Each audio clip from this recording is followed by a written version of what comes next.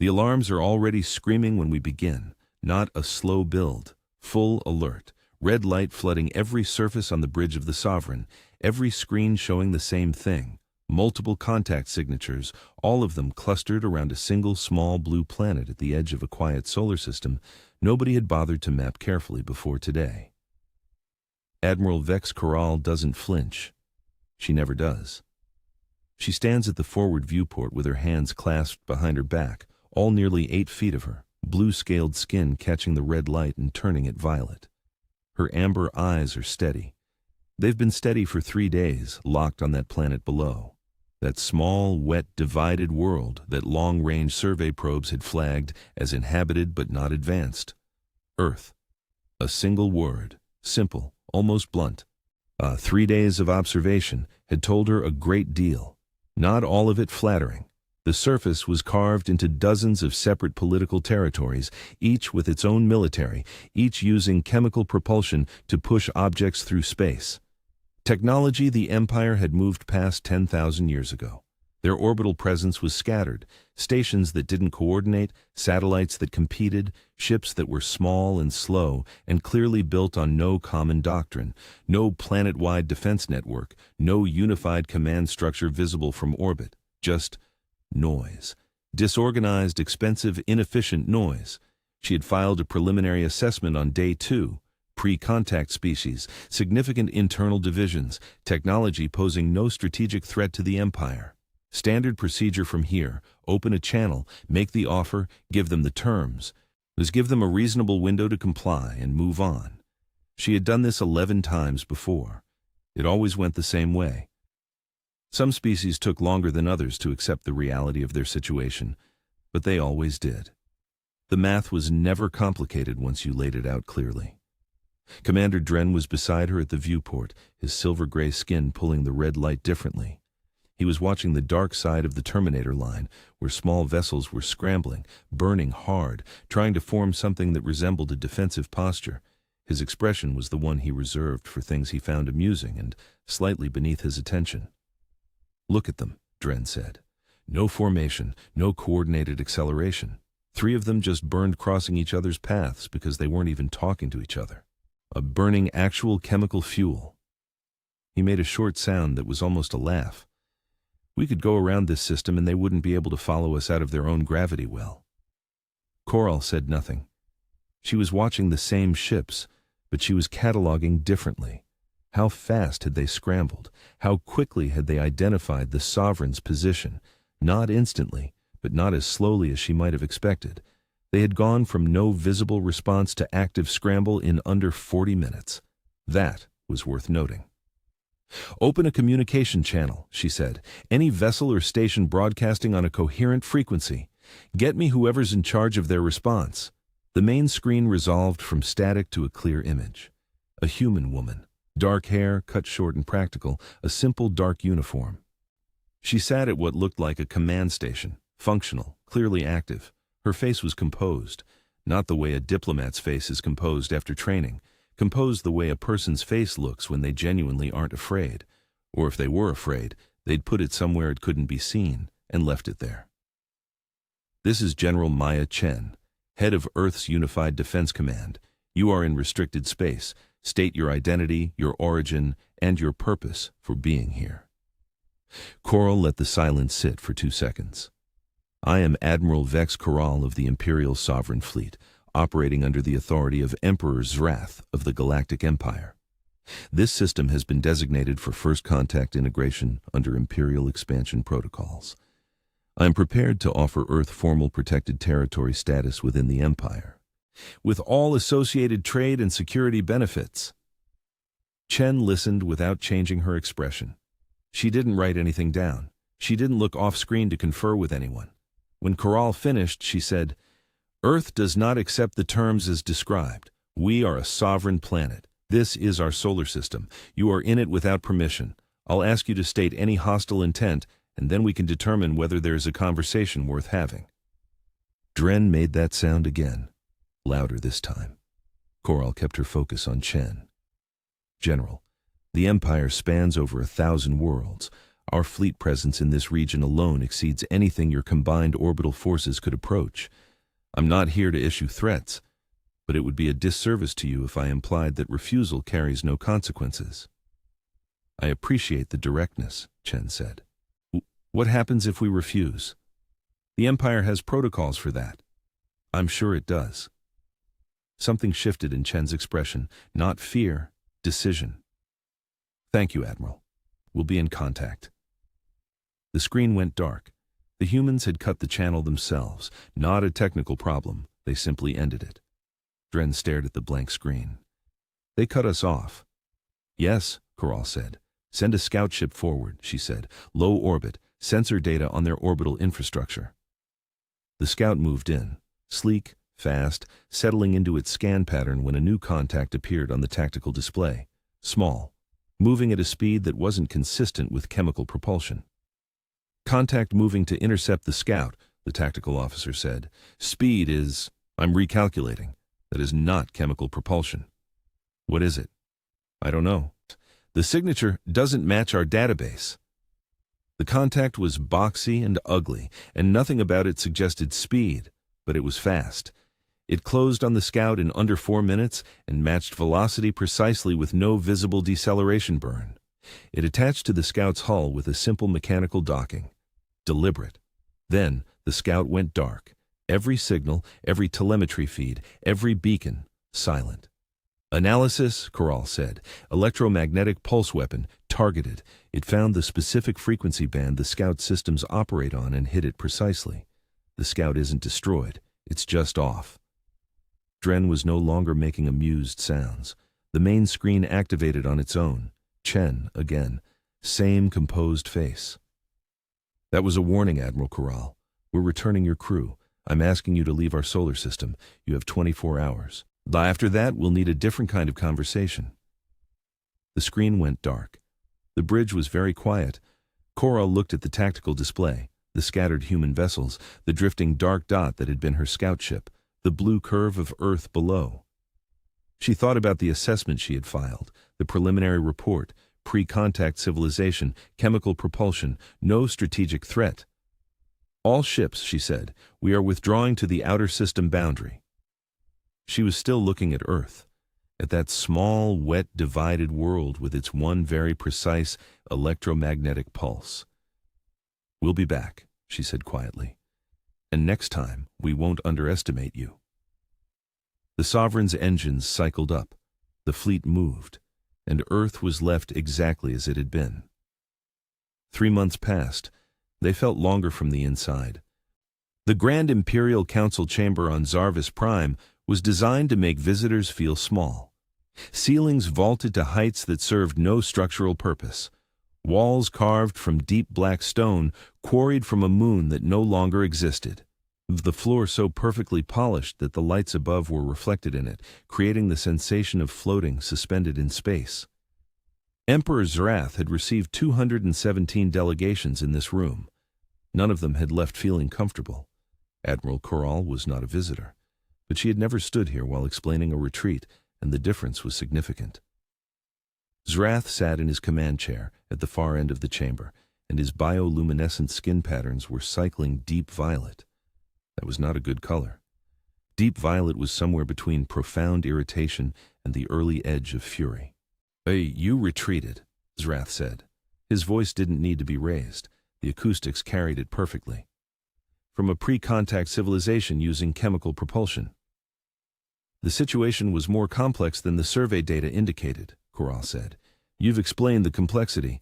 What I'm asking is why complexity was sufficient reason to withdraw an Imperial fleet from a first-contact engagement." Commander Dren stood to Koral's left. His scales had gone a pale, washed-out yellow that meant he was stressed beyond his normal operating range. He had said nothing since entering the room and showed no signs of changing that. "Their propulsion wasn't chemical across the board," Koral said. "The survey drones didn't get close enough. The vessel that neutralized our scout operated on technology that doesn't appear anywhere in our database.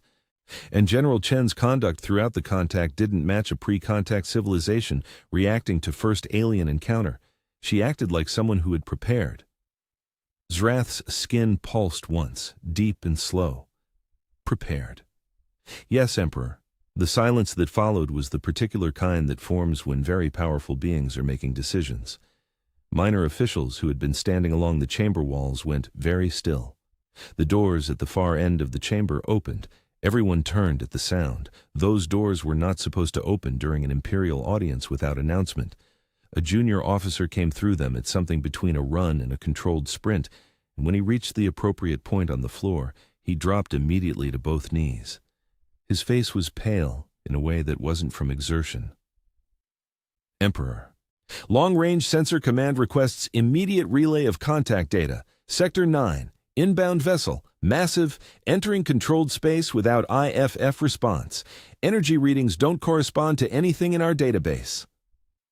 The quiet laughter that had existed at the edges of this session was completely gone. The chamber was utterly still. Emperor Zrath stood. His bioluminescent patterns shifted away from violet, something cooler. Assessment. He turned his gaze to the shadowed corner near the secondary entrance and said, Sen. From that shadow, a figure separated itself. Captain Lyra Sen had been standing there so motionlessly that several people in the room had apparently looked directly at her without registering her presence. She was compact and precise, with metallic cognitive implants running from her left temple to her jawline, now one eye organic and one cybernetic. She moved forward without hurry. 5 warships, Zrath said. Your battle group. Jump to intercept. Sen nodded once and was out of the room in under a minute. Koral watched her go and tried to calculate what she would find. The jump took 3 hours. Sen's battle group dropped out of faster-than-light travel at the edge of Sector 9, and the contact was immediately there on every sensor platform. Not hiding, not maneuvering, just sitting in the middle of Sector 9 like it had been there all along and was waiting for someone to arrive and look at it properly. The Ironclad. The name was rendered on the hull in angular human script. The vessel was enormous in a way the numbers hadn't fully conveyed. Enormous and blocky and covered in so many layers of overlapping hull plate that the surface looked almost geological, like something compressed over millennia rather than constructed. No elegant lines, no swept curves, no design language suggesting art or aesthetics. Every external feature appeared to serve a function, and where a single structure would have been sufficient, there were 3. Sen studied it with her organic eye, while her cybernetic eye flooded her with data. Mass readings, energy output, propulsion signature. That is not in our database, her second-in-command said. No, Sen agreed, it isn't. She opened a hailing channel. The screen resolved. A human woman, short red hair, brown eyes, simple dark uniform. She looked at Sen with the same settled quality Koral had described in Chen. Not performed, not diplomatic, just genuinely steady. Captain Reyna Kovac, commanding the Ironclad. We're here to request formal diplomatic talks with Imperial leadership, peaceful intent. I'll submit to whatever verification protocol you require. Sen looked at her for a moment. Our intelligence profile on human technology does not match what I'm looking at. The discrepancy is significant. Explain that before we discuss anything else. Kovac tilted her head slightly. Did you really think we'd tell the first aliens who arrived making territorial demands everything we had? We shared what we chose to share. Admiral Koral saw what we showed her. Silence on Sen's bridge. Her science officer spoke quietly, for Sen only. Captain, the fusion containment method on that vessel, for the temperatures involved. Physical material containment should be impossible with any material we know of. Sen kept her face neutral. Captain Kovac, I'm authorized to host preliminary diplomatic discussions aboard my flagship, the Relentless. Will you join me with a representative team? Kovac considered this for perhaps 3 seconds. Yes, 3 people. Our own shuttle. No weapons. We'll be expecting you, Sen said and closed the channel. She stood a moment looking at the space where the transmission had been. Then she sent an emergency priority message to Zarvis Prime. The Ironclad sat in the middle of Sector 9 and didn't move. It was very patient. Kovac came aboard the Relentless with exactly 3 people. A young communications officer, a security specialist who moved with compact efficiency, and Dr. Marcus Webb, chief physicist, the architect of the Ironclad's propulsion and weapon systems. He was older than Sen had expected, with dark hair going gray at the temples and the kind of stillness that comes from decades spent on very complex problems. He carried a small case he didn't let anyone else touch. The Imperial Diplomatic Chamber was designed with the same psychological intent as the Council Chamber. High ceilings, polished dark materials, calibrated lighting that made visitors feel peripherally uncomfortable. The effect was usually reliable. The four humans walked in, looked around once, and stopped paying attention to it, like it was any room. Webb placed a compact holographic projector at the center of the table without asking permission and activated it. A three-dimensional schematic rotated in the air between them, a cross-section of the Ironclad's core systems. Sen's science officer leaned forward without quite meaning to. "The Empire builds beautiful systems," Webb said. His voice was quiet and measured. "Your energy field plasma containment is genuinely elegant, precise tolerances, minimal mass overhead. It works at extraordinary efficiency. We studied everything we could access about it." "And," Sen's science officer said, despite herself, "your energy field is a single point of coherence. If the field resonance breaks, a sufficient electromagnetic disruption, a power cascade, a resonance mismatch, the field collapses. When the field collapses, your reactor goes with it." Webb touched a point on the hologram. "This is the Ironclad's containment, physical. Layered composite materials, heavy, slow, significantly less efficient than your approach." He let that sit. "But," he continued, "when one layer fails, 5 more hold. When 3 layers fail, 4 more hold. When 5 layers fail, and we've never had 5 fail simultaneously, 3 more hold. Your energy field fails once and your reactor dies. Ours fails incrementally, and each failure gives the crew time to respond. Different philosophy, different result." Sen's science officer said quietly, "That's profoundly inefficient." "Yes," Webb said, "also profoundly difficult to destroy permanently." Kovac watched Sen's science officer while Webb spoke. The officer had leaned forward, then caught herself leaning forward and pulled back. She had not managed to keep the interest off her face. That was information. Or Kovac. "We're not here to discuss weapon systems. We came to talk about peaceful engagement. That's the priority." Sen's communicator buzzed. She stepped to the far side of the room, her sensor officer's voice in her ear. "Captain, the Ironclad has powered its offensive systems, all of them. At full output, the modeled capability would be sufficient to disable all 5 ships in the battle group simultaneously. They are not targeting us. Readiness posture only." Sen controlled her breathing. She walked back to the table. "Your ship has activated its offensive systems," she said. Kovac nodded. "While we were sitting here, your Emperor dispatched a reinforcement fleet to this sector. It arrives in approximately 58 minutes. We noticed the dispatch and made the logical adjustment. We're not threatening you. We're being honest about our readiness. There's a difference." Complete silence. Sen's mind moved fast. How had they detected a classified reinforcement dispatch from Zarvis Prime? That communication was encrypted on 7 independent layers. The interception and decryption should require technology well beyond anything the survey data suggested Earth possessed, which meant the survey data had been wrong, which meant everything built on it needed to be reconsidered from the beginning. Kovac spoke quietly to Webb while Sen composed an emergency message. "They still don't understand what they're looking at." Webb nodded once without looking up.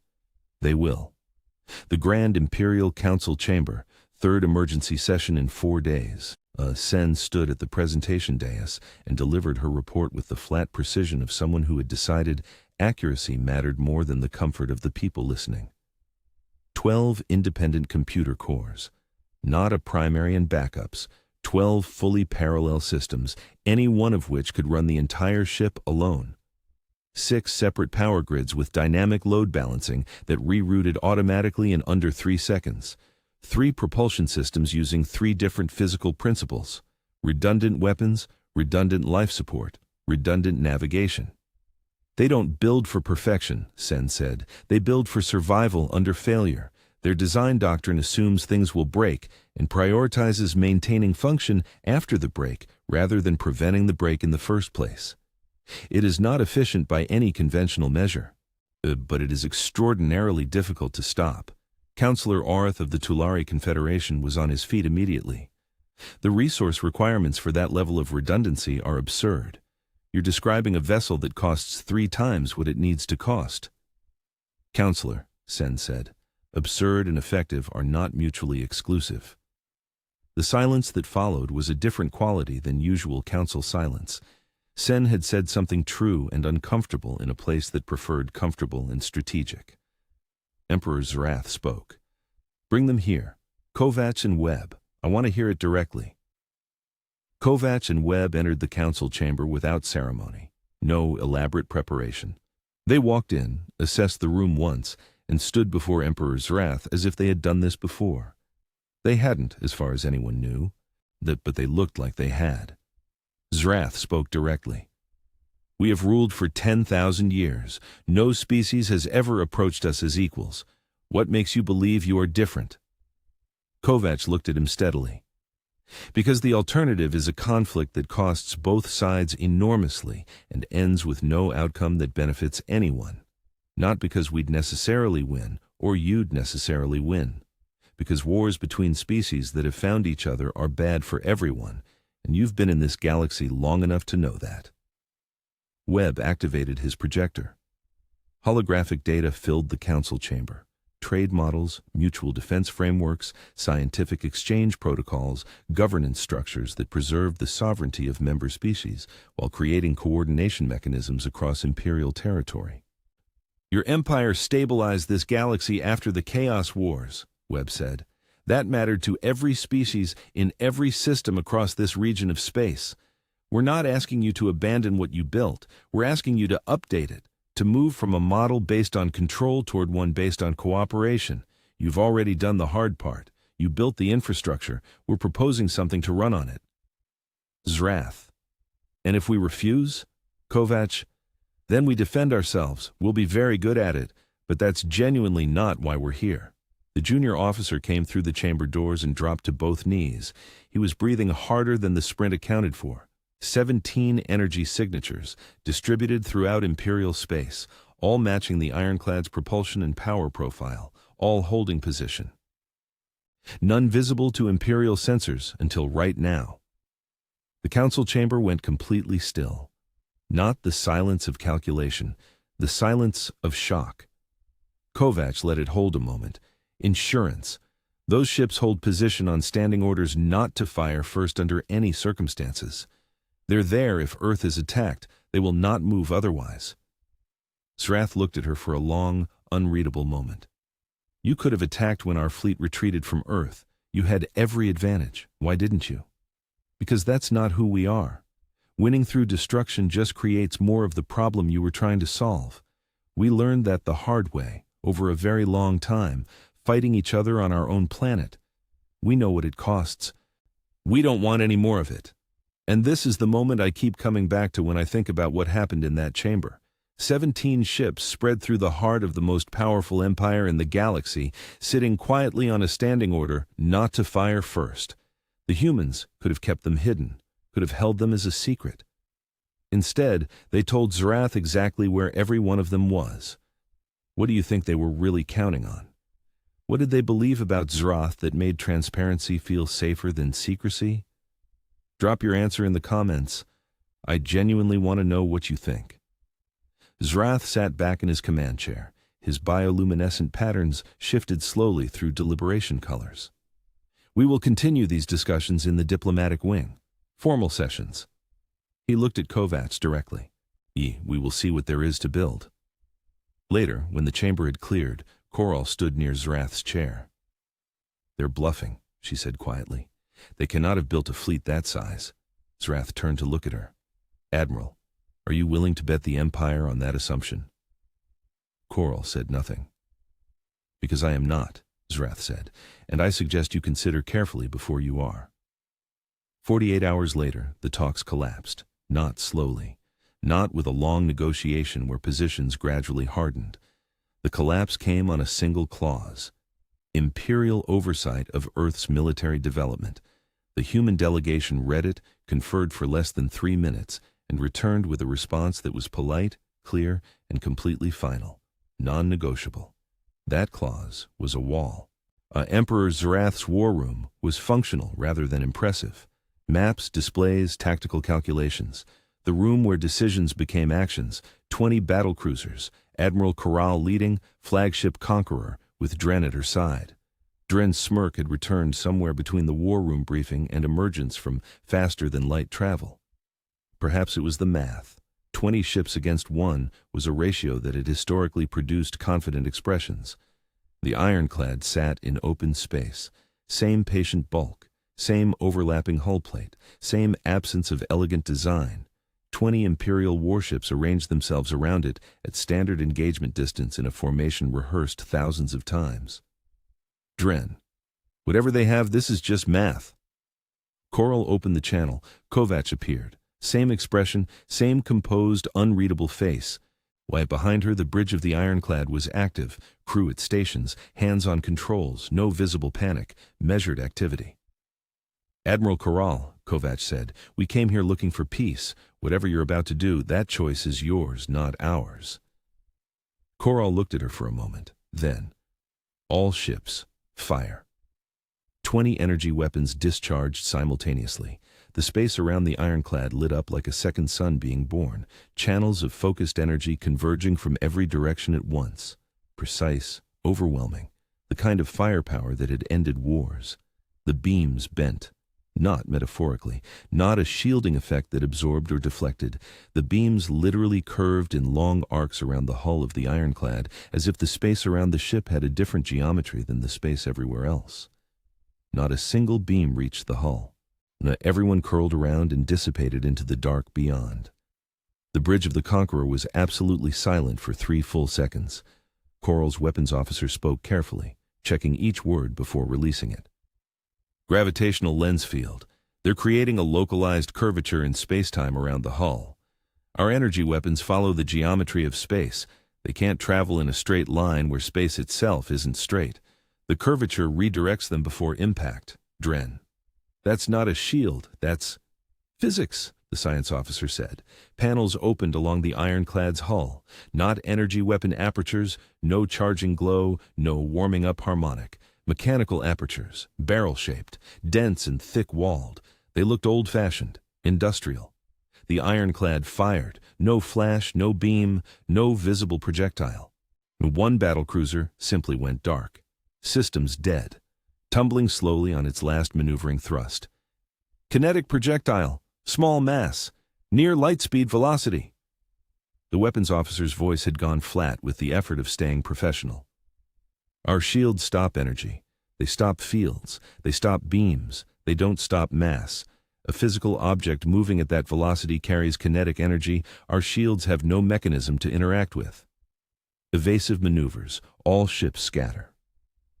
The formation broke. Ships peeled away in every direction, burning hard. The Ironclad tracked them without hurry, each shot placed with deliberate precision at moments that allowed no effective evasive response. Methodical, almost patient, 3 ships dark, then 6, then 10, then 12, none destroyed. Not one Imperial ship ceased to exist. They were disabled, systems killed, propulsion offline, weapons silent, crew alive. The Ironclad was taking ships out of the fight without taking lives, one at a time, like someone removing pieces from a board with careful hands. On the bridge of the Conqueror, no one was speaking, not even to report. The tactical officer was updating the display in silence because there was nothing useful to say about what the display was showing. Dren had his hands clasped at his back, the same way Koral always stood, but where hers was a posture of control, his was the posture of a person who had nothing else left to do with his hands. The formation that had never failed to produce a decisive outcome had stopped existing as a formation. It was just damaged ships at random angles. Kovac appeared on screen again. Admiral, you've lost 12 ships. None of your weapons reach us. We can continue doing this or we can stop. I would very much prefer to stop.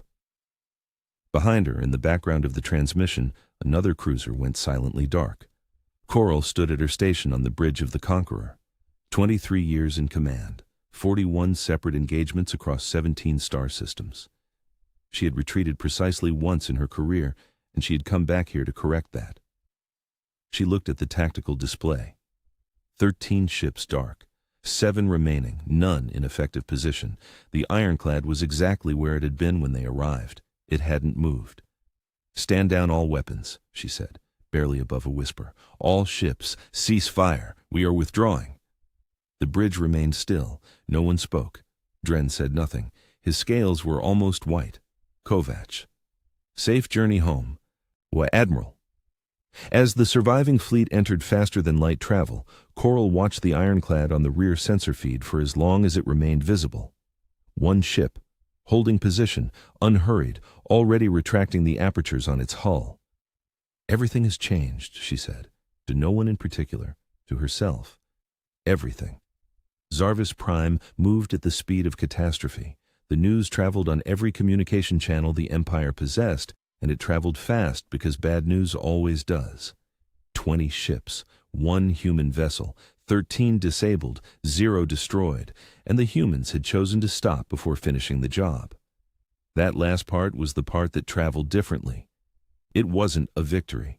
A victory would have been simpler to process. This was something else. The humans had been winning decisively and had stopped. That choice was a message in itself, and everyone in the Empire's 1,000 worlds was trying to read it correctly. Every species that had been absorbed into the Empire over the past centuries was recalculating.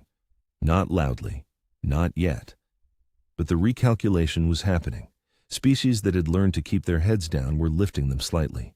The Imperial Council was fracturing. Councillor Orith wanted full mobilization, every available warship. Several council members quietly agreed.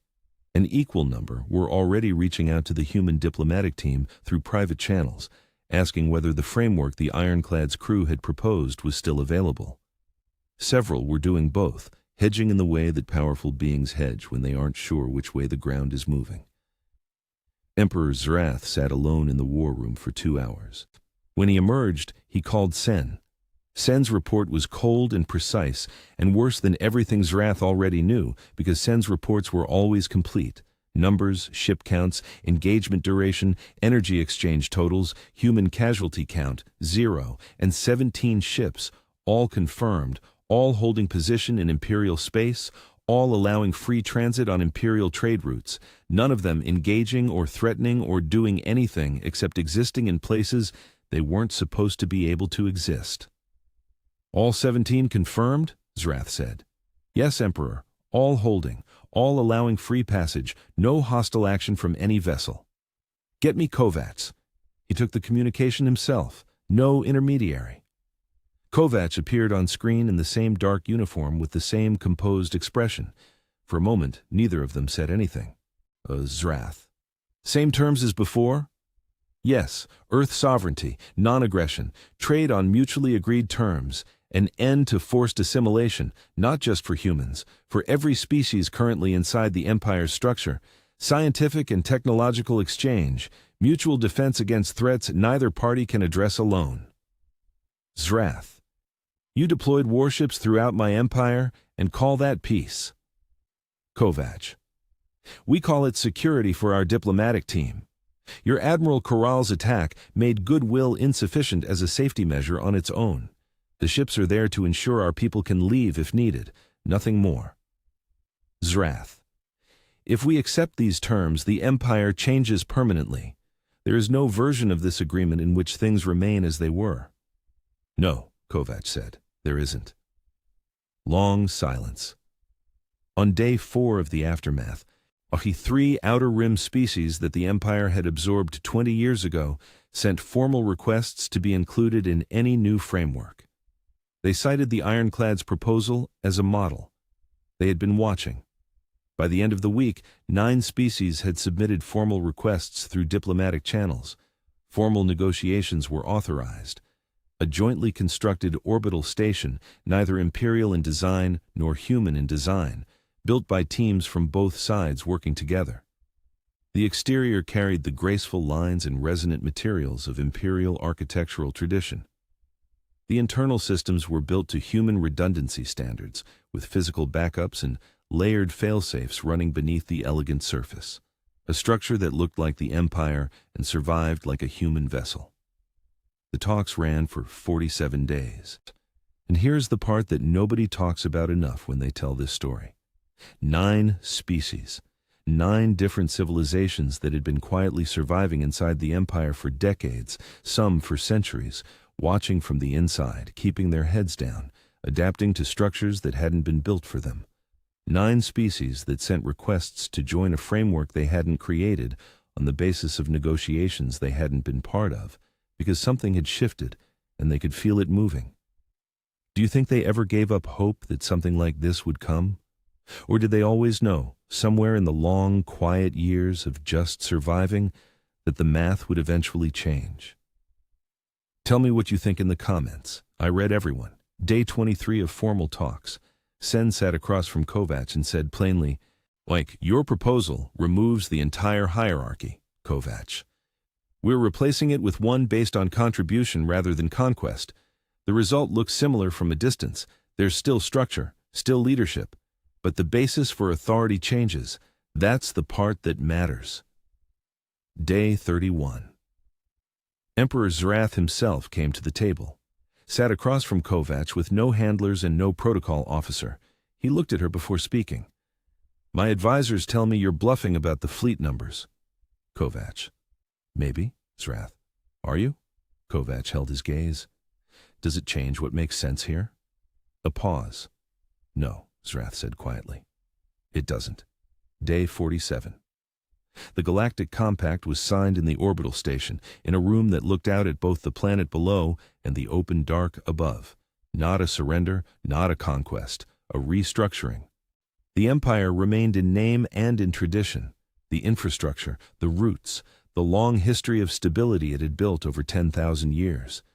But the function of it was changing, moving from something based on control toward something based on coordination. Zrath signed first, then Kovac, then Sen. Then 11 species representatives brought in from an adjacent room, one by one, to add their mark to the document. Admiral Koral stood at the back of the room for all of it. She hadn't been asked to sign. She wasn't part of the official delegation. But she had come, and she stayed through the signing, and she watched every mark being made and every hand being extended across the table. She didn't say anything, not to Kovac, not to anyone. But she stayed until the last. 6 months after the signing. Bridge of the Ironclad. Deep space. The stars didn't look the same as they had a year ago. Nothing did.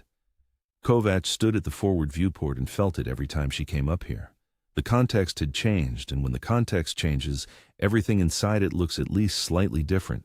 Webb came up beside her. He had a data pad and the look on his face that meant numbers were better than expected. Second Fleet, 3 ships fully operational, 7th ahead of schedule, production facilities at full capacity.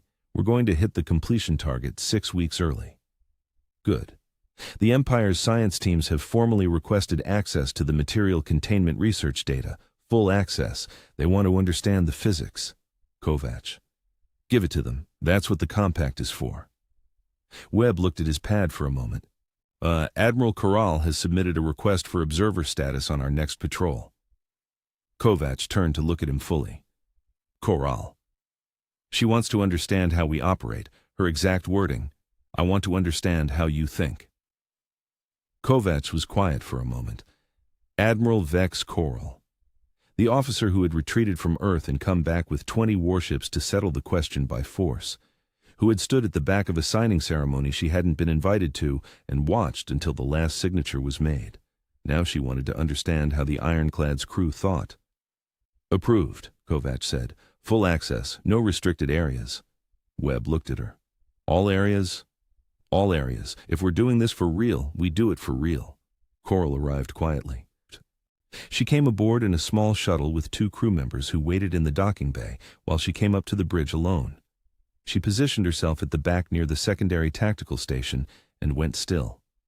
The same motionlessness that Sen's people had described, the stillness of someone who had learned you see more when you don't move. She watched. She said almost nothing for the first 6 hours.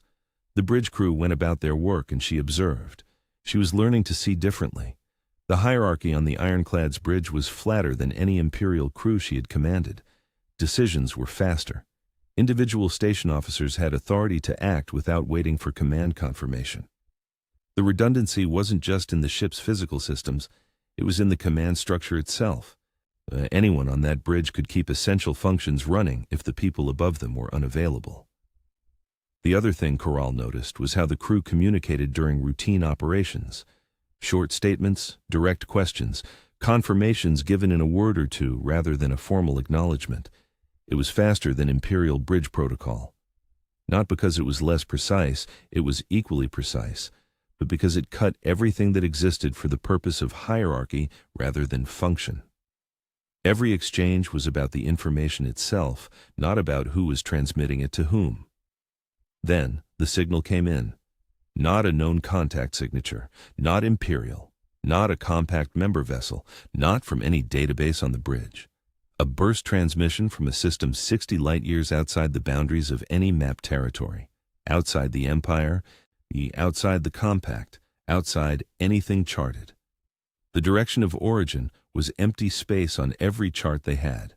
The signal was structured, not noise, not a system artifact. It had a repeating internal pattern that didn't match any known communication protocol, but the structure itself was unmistakable once you started looking at it. Deliberate, organized, something had made it. Webb was already at the analysis station. The bridge went quiet without anyone saying so, the kind of quiet that happens organically when something arrives that everyone knows is important. 16 minutes passed. Nobody spoke. The pattern, Webb said finally. His voice was careful in the way it got when he was managing something large. The repeating structure matches a mathematical sequence. Your Earth's radio astronomers identified it 63 years ago as an anomaly in background radiation. We cataloged it as unexplained and couldn't find a source. He looked up from his station. We have a source now. Kovac moved to stand beside him and look at the data directly. The sequence on the screen was clean and unmistakable, and coming from 60 light-years away in a direction no one had ever looked carefully. They've been watching, she said. Webb. For how long? Long enough, Kovac said. Long enough to know when to reach out. Koral moved. She came forward from the back of the bridge, steadily, and stood beside Kovac and looked at the data.